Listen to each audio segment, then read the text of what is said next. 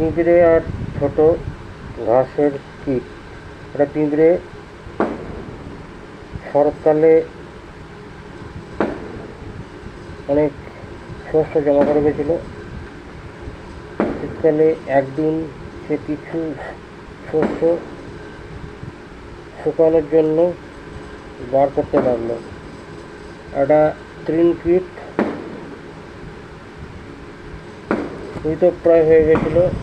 সে পিঁপড়েকে বলল, দেখো ভাই, আহার না পেয়ে আমার প্রাণ বিয়োগের উপক্রম হচ্ছে। তুমি দয়া করে তোমার সঞ্চিত শস্যের খানিকটা আমাকে দাও, তাহলে তোমার প্রাণ রক্ষা হয়।